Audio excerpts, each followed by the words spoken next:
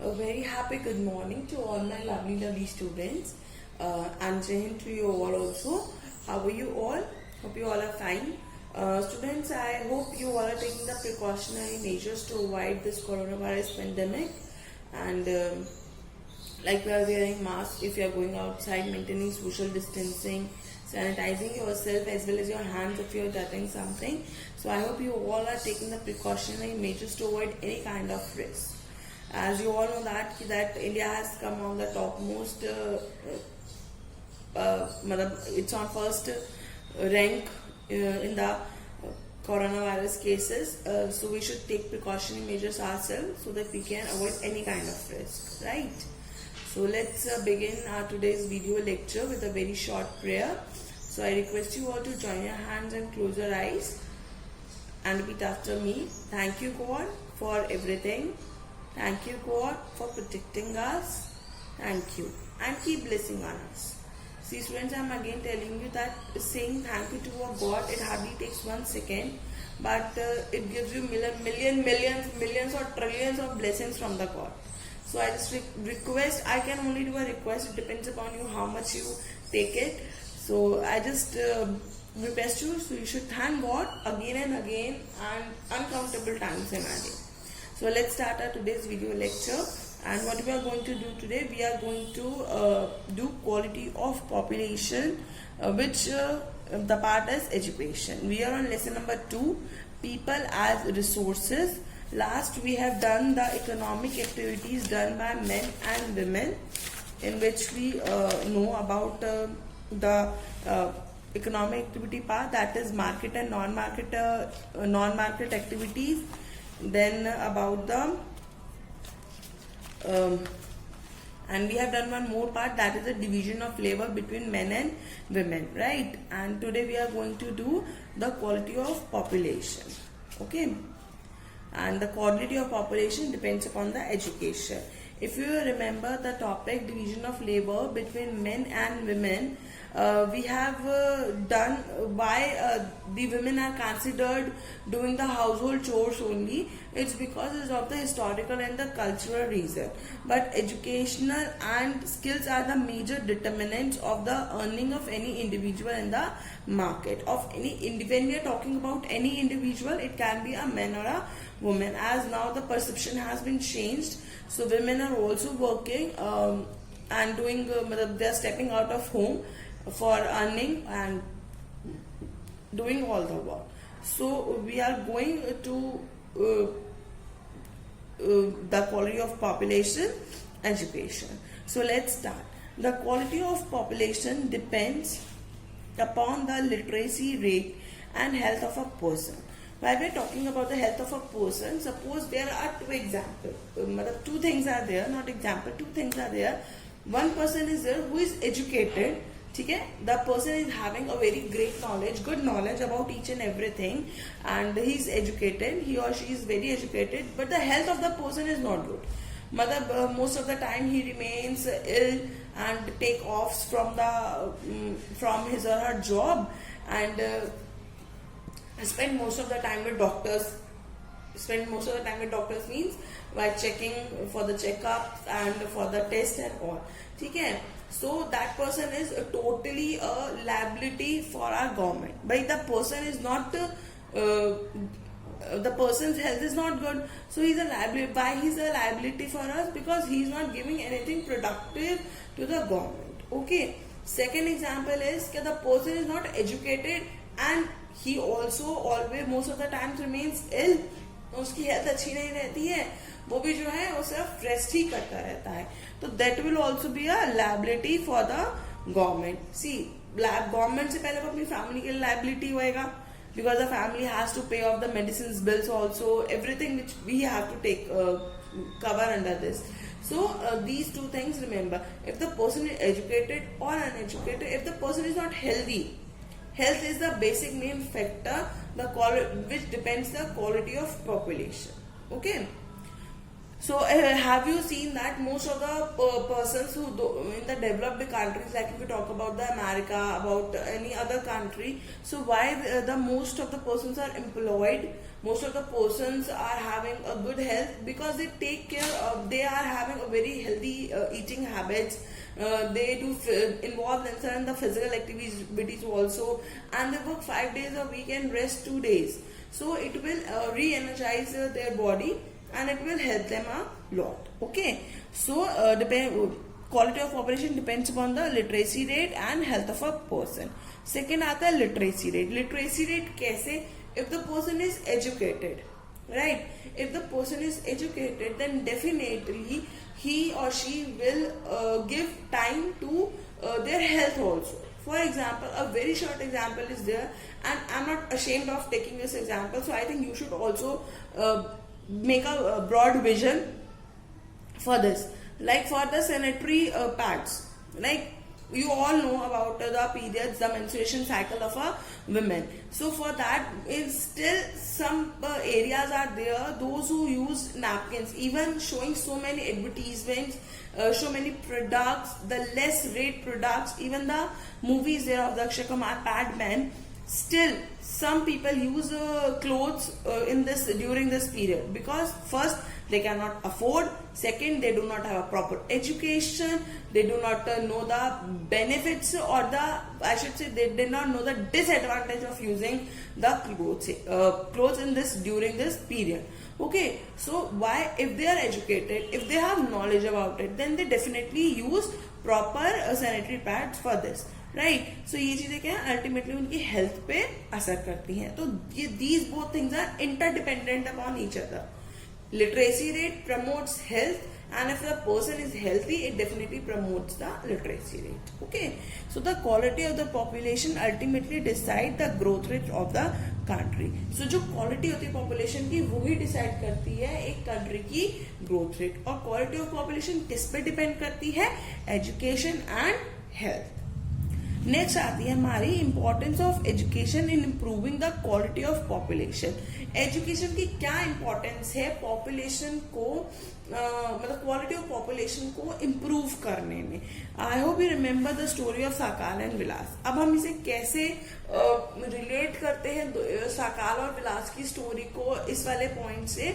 देखो क्या होता है कि साकाल जो है, बेशक उसके मतलब है गांव का ही, लेकिन उसके पेरेंट्स जो हैं उसे मतलब एजुकेटेड है तो अपनी हेल्थ का भी ध्यान रखता है. इसमें विशियस और वर्शियस साइकिल आ जाती है. Hope you remember these two cycles, right? I hope you remember these two cycles, virtuous and vicious cycle. So इसमें होता क्या है, इफ साकाल इज एजुकेटेड तो वो जिससे शादी करेगा definitely she is also educated. फिर उनके जब बच्चे होंगे तो they will promote the education, वो एजुकेशन करेंगे, अल्टीमेटली हेल्थ का ध्यान रखेंगे. And on the other side जो विलास है, ही इज अनएजुकेटेड. हो सकता है जो उसके साथ वो शादी हो डेफिनेटली वो भी फिर अनएजुकेटेड होगी, लेकिन उसके बच्चे एजुकेटेड हो सकते हैं. विलास ने ये सोचा, हम जैसे पहले बात करेगा, विलास भी सोच सकता है कि भाई मैं तो नहीं पढ़ा लेकिन मैं अपने बच्चों को पढ़ाऊंगा तो उन्हें एजुकेटेड बनाऊंगा, और हो सकता है नहीं भी कराए, तो वहां पे थोड़ा सा हेल्थ का प्रॉब्लम रहेगा. ठीक है, तो there is a special emphasize on providing the education to the population. यहाँ पे हम थोड़ा सा एक स्पेशल एम्फेसाइज करते हैं एजुकेशन को प्रोवाइड करने के लिए पॉपुलेशन के लिए. आई hope you have heard that, जो आजकल बहुत कम चल रहा है, बेटी बचाओ बेटी पढ़ाओ, है ना.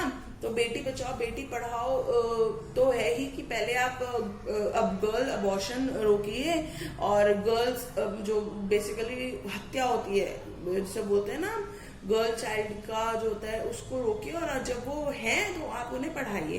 क्योंकि एक ये बहुत फेमस कहावत है कि that if you educated a boy, if you educated a man, you educated a single person, but if you educated a woman, you educated the whole family. And why this? क्योंकि अगर आप एक लड़की को पढ़ाओगे तो लड़की की फिर आगे जाके शादी होगी, जिस घर में शादी होगी वो इस चीज को आगे बढ़ावा देगी, फिर वो उसके बच्चे होंगे उसे भी पढ़ाएगी. तो ये सारी चीजें क्या है, एक एजुकेशन को बढ़ाती हैं. ठीक है, लेकिन यहाँ पे क्या है कि अगर आप सिर्फ एक मैन को पढ़ाते हो तो कईयों की थिंकिंग, हिस्टोरिकल टाइप थिंकिंग हम जिसे बोलते हैं कि भाई लड़कियां पढ़ी लिखी नहीं हो जाएगा, उसकी वो थिंकिंग होगी, तो वो एक ऐसी से शादी करेगा जो पढ़ी लिखी नहीं होगी. ठीक है ना. और हो सकता है फिर जब उसके बच्चे हों तो उनमें भी वो यही चीज प्रमोट करे कि लड़का है तो ठीक है स्कूल जाएगा, लड़की है तो स्कूल नहीं जाएगी. वही होती है, थिंकिंग होती है, डिपेंड्स। बट एक लड़की ही अगर एजुकेटेड है तो वो यही चाहेगी कि मेरा पति पढ़ा लिखा हो, अच्छी सर्विस वाला हो, या बेसिकली पढ़ा लिखा हो। तो जब दोनों ही एजुकेटेड होंगे तो कहीं ना कहीं उनकी लाइफस्टाइल पे भी फर्क पड़ेगा, which definitely going to help in improving the quality of population, right. तो अभी क्या कहते हैं, providing universal access, retention and quality in elementary education with a special emphasis on girls। ठीक है, as I already explained you about this point कि हमें girls education पे गवर्नमेंट जो है वो ज्यादा एम्फोसाइज कर रही है। अगर आपने देखा हो तो गवर्नमेंट बहुत सारी पॉलिसीज भी निकालती है गर्ल्स को लेके कि भाई उसकी जब से वो पैदा हुई है तब तक उसकी शादी के लिए डेली आप इतने रुपीज सबमिट कराइए तो आपको इतने पैसे मिलेंगे। Girls education most of the areas में फ्री होती है। और यहाँ पे भी इतना भी होता है कि if you are going to take admission तो गर्ल्स पे वो एडमिशन जो होता है, एडमिशन चार्जेस फ्री होते हैं, या कुछ फॉर्म्स भी भरते हैं तो वहां पे भी जो girls if a girl is filling that form तो उसकी कोई फी नहीं होती है and boys have to fill the form. So वो स्पेशल एम्फसाइजेस आजकल देने लगे हैं। Establishment of schools like Navodaya Vidyalaya in each district, हर एक डिस्ट्रिक्ट में नवोदय विद्यालय है and everyone is trying to get admission in this school because this school basically promotes a girls education and the education level of this school is best, top class education is there. Vocational streams have been developed to equip large number of high school students with occupations related to knowledge and skills। vocational streams का मतलब है कि अब जो streams आने लगी है, if you have been like पहले क्या होता था, जो पहले के टाइम पे सिर्फ कोई ऐसे चॉइस नहीं होती थी, बहुत सारे सब्जेक्ट्स की चॉइस नहीं होती थी, ओनली साइंस इज देयर और arts is there. Even commerce has not been introduce, बहुत पहले की बात मैं आपको बता रही हूँ। तो जब ये सारी धीरे धीरे एजुकेशन पे एम्फसाइज हुआ तो आने लगी। बट अब आप देखो तो आपको 11 में चॉइस मिलती है in lot of subjects are there, home science is there, computer is there, physical education is there, music is there, art is there, मतलब a lot of subjects are there and students have the right to choose it by themselves। कोई उनपे compulsion नहीं है कि आपको एक ही subject choose करना है। लाइक जैसे हमारे यहाँ न्यू एजुकेशन पॉलिसी आई है तो students have the right to choose the subjects of their choice. ठीक है, next we have increase in the expenditure from 151 crore in the first plan to ₹3766.90 crore in the 11th plan. यानी कि जो हमारा education policy का फर्स्ट प्लान था उसमें ये डिसाइडेड हुआ था कि हम 151 करोड़ पे एजुकेशन पॉलिसी पे खर्च करेंगे। ये फर्स्ट प्लान की बात बता रही हूँ मैं। But as now the 11th plan is there, तो 11th प्लान में कितना इंक्रीमेंट हो गया, इट्स 3766.90। मतलब आप खुद इमेजिन कर सकते हो 151 करोड़ से कितने ज्यादा करोड़ रुपए हम आज की एजुकेशन पॉलिसी पे इन्वेस्ट कर रहे हैं। ठीक है, the expenditure on education as a percentage of GDP rose from 0.64% in 1951 to 51-52 पे GDP मतलब कितना एक्सपेंडिचर करते थे 0.64%, लेकिन वो 2015-16 पे 30% तक खर्च, सॉरी नॉट इट्स 30, 3.0। इंडिया में तो अभी 3.0 हुआ है, बट यहाँ पे मैंने लिखा अभी those are the developed country, they use to spend 15% on the education. जो डेवलप्ड कंट्रीज हैं वो 15% GDP का एजुकेशन पॉलिसी पे एक्सपेंड करती हैं। बट हाँ, इंडिया में देखो आप इतना तो बोलोगे, जो 51-52 में से 0.64 था, आज के टाइम में वो 3.0 हो गया। तो in the coming years we can imagine कि हाँ, हमारी इंडिया भी ज्यादा से ज्यादा रेशो जो है वो एजुकेशन पॉलिसी पे इन्वेस्ट करेगी। Right, so what are the outcomes we have face. अब आउटकम्स एंड चैलेंज, अब ये सब क्या है, हमने एजुकेशन पॉलिसी कर तो दी, जैसे अब हमारी न्यू एजुकेशन पॉलिसी आई, अब हमने ये एक प्लान कर लिया, सब कुछ कर लिया। अब जब हमने इसे एग्जीक्यूट करा, ठीक है, अब जब हम इसे एक तरह से काम में लेकर आए तो हमने क्या क्या आउटकम फेस करे, क्या और क्या क्या चैलेंजेस फेस करे, मतलब positive as well as negative impacts हमने क्या क्या फेस करे। तो outcomes are the positive effects क्या है वो? The literacy rate have been increase from 18% to 74%। आप देख सकते हो 51 में हमारा लिटरेसी रेट था 18 और 10-11 में कितना हो गया हमारा 74%। तो इट्स अ ह्यूज डिफरेंस कि 51 जब 1951 में it is 18% only, but in 2010 and 11 it is increased, drastically increased to 74%. So it's like again it's a huge development for our country। जो अभी इंडिया जो है वैसी एक डेवलप्ड कंट्री बोलते हैं। अगर डेवलप्ड कंट्री में इतनी ज्यादा इंक्रीमेंट हो रही है एजुकेशन पॉलिसी में, तो when India will be India is a developing country, sorry by mistake I said developed country. So जो डेवलपिंग कंट्री है अगर उसमें इतना ज्यादा इंक्रीमेंट हो रहा है तो हम ये अपने आप हम प्राउडली कह सकते हैं जब इंडिया एक डेवलप्ड कंट्री बन जाएगी तो यहाँ पे लिटरेसी रेट जो है और भी ज्यादा बढ़ जाएगा। देखो लिटरेसी रेट बढ़ने का अल्टीमेटली फर्क पड़ता है कि हेल्थ भी लोगों की अच्छी होएगी, जॉब्स भी ज्यादा होंगी, पॉवर्टी भी कम होएगी। तो education is the only thing by which we can solve most of the problem of the countries, right? That's why the government is focusing main on the students, the education policy. See students, what happened right now, you are also having the classes, online classes, तो it means government is focusing on the education policy। वो ये चाहती है कि बच्चों के पास education पहुंचे, चाहे कैसे भी पहुंचे, एनी मीन्स ऑफ सोर्स बच्चों के पास एजुकेशन पहुंचनी चाहिए। It is very difficult, I can totally understand कि एक क्लास में समझाना और एक वीडियो लेक्चर या जूम क्लास के थ्रू समझाना, that's a totally a different thing. शायद कुछ बच्चे ऐसे होंगे जो ये कहेंगे कि नहीं हमें वीडियोस के थ्रू ज्यादा पसंद आ रहे, कुछ ऐसे होंगे जो कहेंगे नो हम क्लास में ज्यादा अच्छे से समझ पाते थे। सो हर चीज के पॉजिटिव और नेगेटिव इम्पैक्ट्स होते हैं। Government is also trying to give you the best thing, right? So ये उसके ही आउटकम्स और चैलेंजेस हैं। तो जब गवर्नमेंट इतना ट्राई कर रही है तो somewhere we definitely going to get the best out of all, right? So what is the second outcome? The primary school system has expanded to over 8.5 lakhs। जो प्राइमरी स्कूल सिस्टम था वो 8.5 lakhs तक expand कर दिया गया है, ठीक है? मीन्स वो ये कि प्राइमरी स्कूल पे प्राइमरी स्कूल क्या होता है फर्स्ट टू फिफ्थ, यही बच्चे का जिसे कहते हैं ना कि बेस खराब है, बेस खराब है, बेस उनको सही नहीं मिला। तो ये बेस ईयर्स ही होते हैं जहाँ पे बच्चों की एक नींव बनती है। नींव से मतलब आप सब समझ सकते हैं कि एक बेस हम जिसे इंग्लिश में बोलते हैं। तो जो नींव है अगर बच्चे की स्ट्रांग होगी तो वो आगे चल के सब कुछ समझ सकता है। क्यों कहते हैं नहीं हमें तो ना थर्ड फोर्थ फिफ्थ की ग्रामर अगर किसी बच्चे को अच्छी से आती हो तो वो आगे चल के इंग्लिश कर सकता है। एडिशन, सब्ट्रैक्शन, डिवीजन अगर बच्चे को अच्छे से आता है तो वो आगे चल के मैथ्स कर सकता है। वो ये होता है कि जो उसके बेसिक कॉन्सेप्ट्स हैं अगर वो प्रॉपरली क्लियर हैं तो डेफिनेटली वो बच्चा आगे चल के इम्प्रूव करेगा ही करेगा, राइट? सो ये सारी चीजें क्या हैं आपकी प्राइमरी स्कूल सिस्टम की, right? Next, what are the challenges we are facing? Vast differences in literacy noticed across different section of the population. Different segments में जो है हमने बहुत ज्यादा डिफरेंसेस नोटिस करे। कैसे? कुछ एरियाज अब भी ऐसे हैं जहाँ पे स्कूल्स नहीं है, स्पेशली कुछ विलेज ऐसे हैं जहाँ पे स्कूल्स नहीं है तो बहुत दूर है, पेरेंट्स अपने बच्चों को भेजने को तैयार नहीं है, चाहे वो एक गर्ल हो चाहे वो बॉय हो। तो we are facing this kind of problem also.